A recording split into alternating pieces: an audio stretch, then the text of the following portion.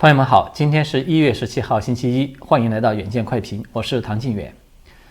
在过去的这个周末呢，最受关注的中国新闻莫过于就是北京宣布发现一例奥密克戎这个确诊病例这件事情。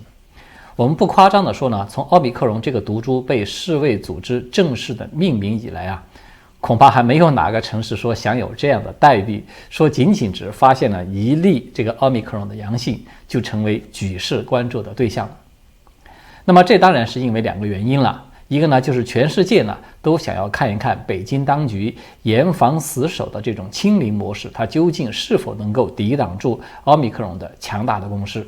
那么另外一个原因呢，就是全世界呢也都想看一看破防以后的北京呢，它将会如何来举办这一次早已经因为抵制风波而闹得沸沸扬扬的奥运会了。那么尽管可能大家已经都对这个消息呢是有所了解了，那么我们还是要尽量简要的来聊一聊这个算得上是一个分水岭的标志性的事件，因为呢这个它意味着北京是在真正意义上成为了党媒大肆宣传的那个双奥城市，就是奥密克戎加奥运会吧。就在上个周六了，11月15号，北京疾控中心的官员庞星火呢，他在记者会上是首次的证实说，北京有出现了奥密克戎的疫情。那么北京海淀区在星期六的上午呢，是又发现了一起本地传播的奥密克戎毒株的感染的病例。那么这个感染者呢，他是居住在海淀区的上地街道博雅西园，他是在1月13号出现了这种咽喉部的不适的症状，然后在14号去做了核酸检测，15号就报告说这个核酸检测结果为阳性，随后呢就被确认为是奥密克戎的毒株。那么当天稍晚呢，官方就公布了这名感染者的一个流调的报告了。从中呢，我们可以看出，这个人呢，她是一位年轻的女性，而且她的经济状况是不错的。在这个发病之前的14天的时间之内啊，她的活动轨迹啊是遍布了大量的吃喝玩乐的这种中高档的场所。那么到目前为止呢，官方宣布呢，不但这个感染者所在的小区它已经被立即的封控了，那么与这名患者有关联的至少是18个地区呢，也都已经被封锁，并且立即就对这个封锁区是连夜的进行了全员的核酸检测。那么在昨天，也就是16号，北京卫健委的一个官方通报中呢，就说这个新增的本土病例是为0。什么意思呢？就是说从官方的通报看起来呢，似乎在如此数量众多的密接人群之中啊，还没有发现被这位女子所感染的第2代的病例。当然了，我个人对这个说法呢是付之一笑的，因为我们早就说过了嘛，就说中共造假撒谎它是不奇怪的，它不造假才是奇怪的。那么这个病例通报它一出来呢，我们首先可以肯定，全世界最开心最高兴的人莫过于是天津那个书记李鸿忠了。为什么这么说呢？因为谁都知道天津啊，它是被视为北京的护城河嘛。天津的这个奥密克戎疫情爆发以后呢，我们不需要什么太大的想象力都可以知道，中央的疫情防控小组一定是要求李鸿忠要不惜一切代价，也要把这个疫情堵在天津，不能连累了北京，对吧？说不定呢，这个私下里还硬塞了一支笔在这个以夺笔书记而名震江湖的李鸿忠的手中，就是要逼着他签一个什么军令状啥的。我们从这一次北京公布的首例奥密克戎病例它的活动轨迹来看呢，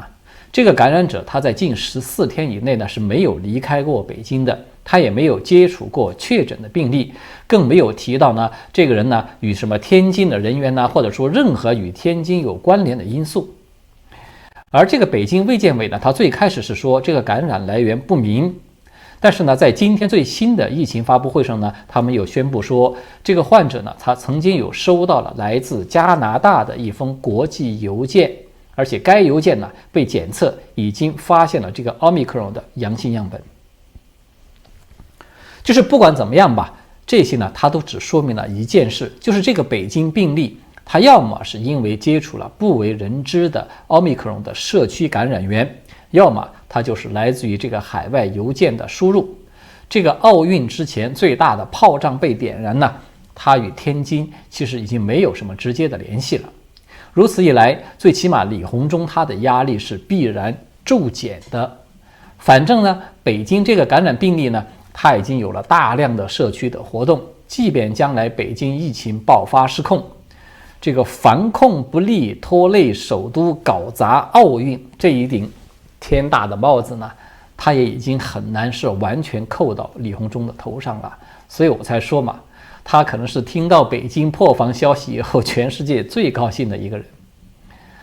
我们从北京这个病例的身上呢，还可以看到有2大疑点。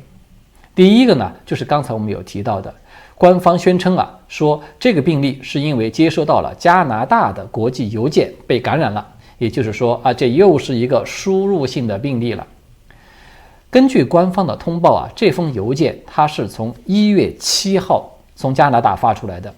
途经美国及香港，在1月11号送到了这个患者的手中。那么这个患者他自述呢，他仅仅只是有接触了这个邮件的包装外表面以及里面的这种文件纸张的首页，他并没有接触到这个包装的内表面和除了首页之外的其他的纸张。而这个疾控部门呢，就对这封邮件呢是一口气采集了22件环境的样本，其中呢发现说外包装表面有2件，内包装这个表面呢有2件，以及这个文件的内页的纸张标本呢还有8个样本，全部经过这个核酸检测之后都是为阳性，而且呢也都确定为说这是奥密克戎的毒株。如此一来呢，这个板子呢它就结结实实的打在了北京邮政管理局的屁股上了。显然呢，这就是属于邮政这一关你没有把好，所以才导致了这个北京不是小好而是一片大好的防疫形势被一夜破功了嘛。那么北京邮政当然就急眼了，他们立马就在今天的疫情发布会上发布了一份声明，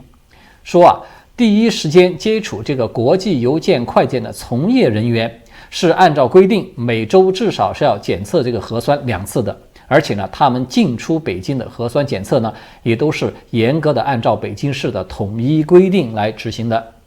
这份声明还说到目前为止，这一次关联了海淀确诊病例的派送员还有他的家属，包括他所在的部门的全体员工已经全部都被集中隔离了，而且到目前为止已经进行了至少2轮的核酸检测，结果呢全部都是阴性。同时呢，无论是这个派送员他的家庭现场采集的样本，还是他的工作场所的环境这个核酸检测的样本结果呢，全部也都显示为是阴性。而且还加上这个回访的视频有显示呢，就是这个邮件它的外包装在消杀的这个过程之中这个消杀的工作都是严格按照相关的规定来落实的。所以大家看到吗？这个意思就很清楚，对吧？就是说我们邮政系统的工作是没有任何问题的，不是我军不努力而是这个病毒太狡猾，对吧？那么这样一来，它就带来一个问题，我们都知道此前美国、法国还有像德国等等多个国家的专家团队都有做这个研究证实，就说这个中共病毒呢，它在没有经过消杀的像纸张还有布等等这些多孔性的表面，在这些东西上的存活时间它是非常短的，最短的呢它只能存活几分钟，长的呢最多也只不过是几个小时之后它就会失去传染的活性。那么现在北京的这个病例我们看看他从7号从加拿大寄出了这个据说是被污染了的邮件，然后呢辗转了足足4天的时间，从香港入境，然后送达到了北京，然后还能让这个收件人在13号这一天就发病。也就是说呢，他的潜伏期仅仅只有2天嘛，就是他11号收到邮件，13号就发病，而且到了这个9天之后的15号，它都还能够被疾控部门从这些邮件从这个纸张上面把它给检测出来这个病毒。那么就说明这个病毒它不但可以在这个纸张的表面是长期的存活，而且它还经历了多次的消杀以后，它仍然是活性十足，对吧？就是消一次毒呢，就全当是洗一次澡了。它一路接触了至少是8个相关的人员都没有事儿，都是阴性的，唯独是最后的终端这个收件人，他一碰立马就中招。这个几乎就不能说是病毒了，对吧？它甚至可以说这是境外势力的高科技的外科手术室精准打击的一个案例了。那么第二大疑点呢，就是最开始这个官方说海淀这个病例它的密接者呢只有15个人，但是今天呢又改口了，宣布说根据其14天的活动轨迹呢，一共是排查了18个公共的风险点位，判定这个密切接触者呢总共是有69人，而且呢全部都已经落实了这个管控，同时呢采集了各类风险人员标本，大概是有16000多人，其核酸检测的结果呢也是全部都显示为阴性。那么从这里呢我们就可以看到了，就是中共对密接者这个概念，它是在根据需要随意的进行扩大或者是缩小来使用的。在这个西安封城期间我们都知道西安它实行的是什么呢？是一人阳性全楼都拉走，对吧？如果说这个小区再有发现阳性的病例，那么就全小区全都拉走。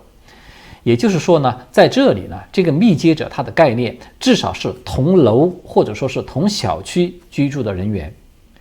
而在更早一点，就是说去年11月嘛，很多朋友可能都还留有印象，成都市呢又率先使用了这个时空伴随者这样的一种排查模式，并且呢是把它推广到了全国的。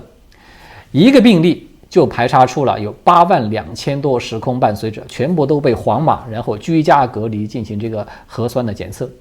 这个实际上我们看到它就是一个扩大化了的密接者的概念，对吧？所以如果说我们要按照这个标准来恒定，北京这个病例啊，它在这14天范围之内，它满城跑，它所产生的这个时空伴随者究竟会有多少呢？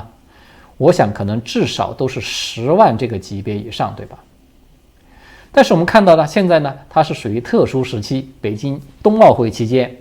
需要这个疫情要平稳，对吧？疫情的规模它就只能往小了去报，所以呢，时空伴随者这种做法，它显然就不能再用了。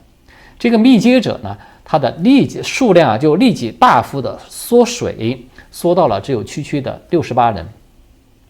这个就只能有一个解释，就是北京当局他又换用了这个国际社会通行的那个6英尺的社交安全距离，用这个标准来界定了所谓的密切接触者。所以我们就只能够说，这就非常具有中共特色了，就是任何一个科学的定义呢，它都可以被中共延伸出来许多个完全不同，甚至是截然对立的解释的版本。然后呢，当局呢就根据它的需要，随时的随意的挑选哪个好用呢，我就用哪个版本。在此前我们就曾经说过啊，就说西安这个社会面清零这种模式，它很快的就会被作为一个样板工程，会被复制到其他的城市去的。现在我们看到天津市的李鸿忠，他早在1月13号的晚上啊，就已经开会说要按照中央和国务院的联防联控机制这个部署要求啊，要加快推进天津疫情的社会面清零。所以这个话一放出来呢，我们就知道在正常的情况下，可能不超过1周，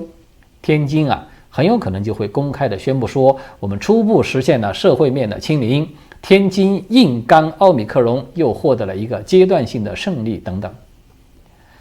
当然在这背后啊，它究竟有多少栋楼，甚至是多少个小区的居民被一锅端的全都拉到了外地去隔离，这个数字呢，它就很难被外界所知道了。我们现在只能看到呢，有很多一些视频反映啊，就是像火车一样长的这种大巴的车队频频的出现在一些小区，而北京地区呢，他们甚至都不宣布了，这个大巴车直接就在夜幕之下出动，确保这个北京始终都是保持着一个社会面的清零。那么还有另外一条与这个疫情相关的热门新闻呢，它是发生在西安。那么这一次西安它又抢了一个头条呢，倒不是说因为这个孕妇大出血啊，或者说是老人心肌梗塞等等，而是因为呢一个普通的肩颈痛，就是脖子吧这个位置。那么这2天啊，有一段西安疫情的发布会的视频在网络上面热传，这个画面就显示呢，一名西安广播电视台的记者啊，向这个西安市红会医院的首席专家叫做郝定军的，向他就提了一个非常专业的健康问题，说在居家期间啊，有市民长时间的看电视、刷手机，造成这个颈肩部疼痛，请问市民应该注意些什么问题？那么这个问题呢，毫无疑问可以说是骚到了郝定军的痒处的，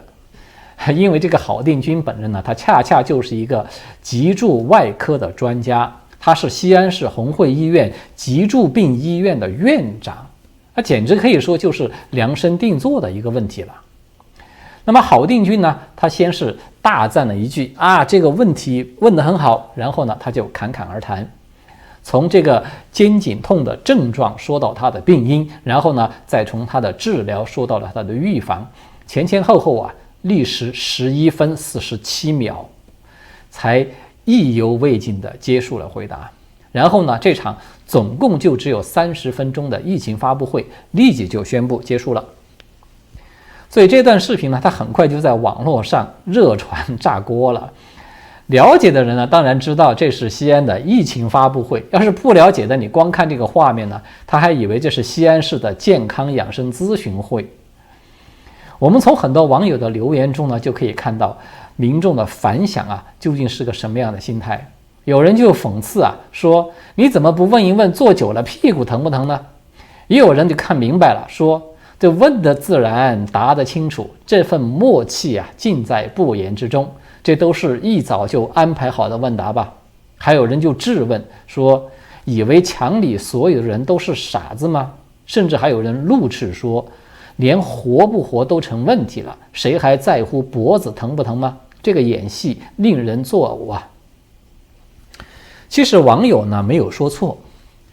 这当然就是事先安排好的一个演戏了，就是说照着剧本走一遍就完事儿。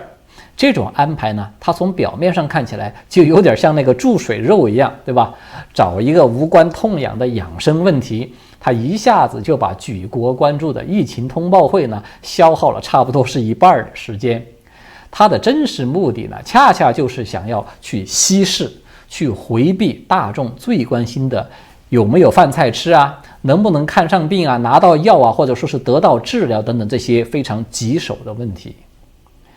也就是说呢，西安当局啊，精心地安排了这样的一出戏，它的目的呢，就是要释放一个1300万西安市民的日子都过得很好这么一个信号。你看，大家都是饱食终日，无所用心，于是都来关心这个你刷手机乎，你的肩颈痛乎，关心这样的事情了。这个不难想象嘛。大家都在为这个刷手机脖子疼而烦恼的时候，这是什么病啊？这可以说是标准的富贵病，或者我们可以把它叫做盛世综合征，对吧？那个什么饿肚子啦、少营养啊、吃不上药、治不上病啊等等这种乱世标配，它自然而然就不存在了。所以呢，你说他们很愚蠢啊，其实他们算盘是打得啪啪响，可以说都是精明到不行了。但是你要说他们很精明呢，他偏偏又让所有的人都看上去显得就是那么的愚蠢，而且是反智。就是说，现在的中国大陆啊，可以说它是第一个成功了已经把整个社会生态的黑白和这个好坏啊彻底颠倒过来的国家了。你只有把这个新闻呢反着听，把政府的通告反着去理解，你才能够大致的保证说自己不上当，甚至因此而保住自己的性命。好的，最后呢还有一点时间，我们再来简要的说一说孙立军电视认罪这个案子。在前天呢，也就是1月15号的晚上啊，中共大型的反腐纪录片《零容忍》的第1集叫做《不负14亿》就正式的播出了。这一集呢，它是讲述了3个腐败典型的案例，分别呢是孙立军的政治团伙案、马林坤的医疗腐败案，还有就是胡怀邦的金融腐败案。其中最令人关注的也最震撼的，当然就是孙立军这个政治团伙案。孙立军的政治团伙案呢，它是被官方定性为说这是19大以来最严重的政治案件之一。它涉及到了这个公安部的副部长孙立军，还有上海市公安局局长龚道安、重庆市公安局局长邓辉林，还有江苏省政法委书记王立科，以及山西省的公安厅厅长刘星云等等，政法五虎，就是这5个人是一个团伙。那么这个片子的详细内容呢，我在这就不啰嗦了。我这里呢，只是和大家简单的讨论一下这个纪录片中啊，他对孙立军部分的2个疑点，我们也可以说他是埋下的2个伏笔。第一个疑点呢，就是大家可能都看到了，这个官方媒体啊，现在在反复的渲染说这个王立科向孙立军去行贿，是吧？送了价值9000万人民币的这个小海鲜，就这个情节。但是呢，可能很多人都注意到了，说这个骗子呢，他只字不提龚道安、邓辉林还有刘星云这3个人是不是也有向孙立军去行贿？要知道啊，孙立军啊，他被正式起诉的第1大罪名就是受贿罪，而他对这3个人呢，是官方明说他都是有帮了大忙的。那么这3个人啊，如果有对他行贿，以他们的级别啊，这个出手当然是不会太寒酸的，对吧？但是这个纪录片呢，对此却是只字不提，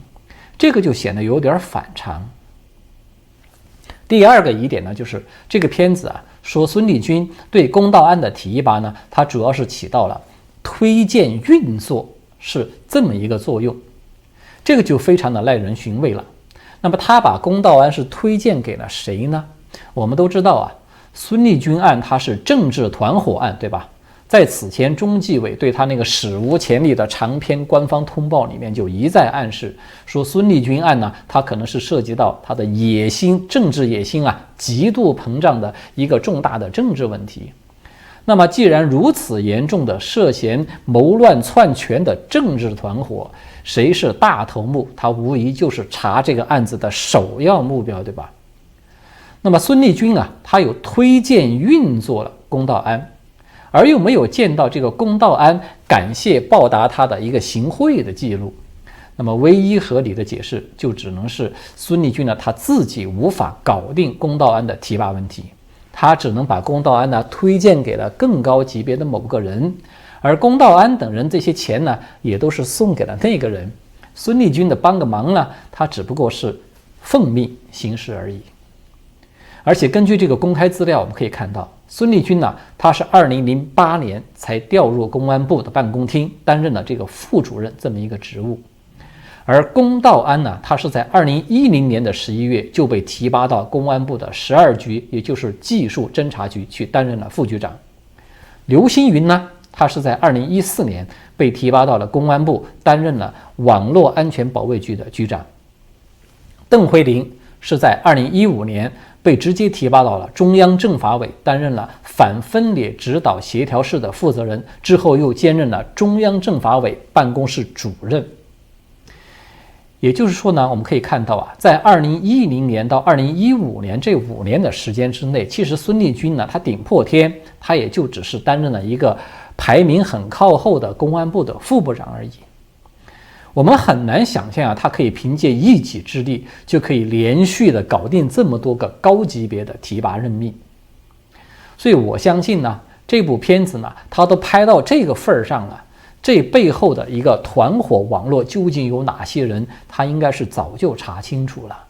所以呢，我们综合起来看呢，这个片子他现在拿出来公映，实际上呢，他就已经埋下了2个地雷。是否引爆这个雷，以及在什么时候来引爆，这个主动权呢，它完全是掌握在习近平的手中。这就是典型的隐而不发了。就像我们上次节目中有提到的说，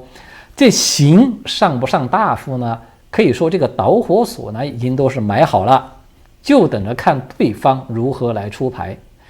对方是要认怂了不跟了呢，还是说要梭哈来大干一场呢？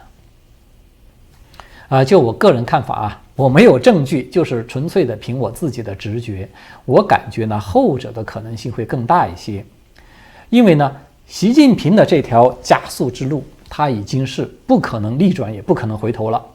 这必然会导致他的免死金牌，他只会有很短的有效期。一旦他的连任达成，他就拥有了像毛泽东一样发动运动式的大清洗的权利，他的所有的敌人都将毫无还手之力，而且最终也将死无葬身之地。所以这一场架呢，大概率双方是要打下去的。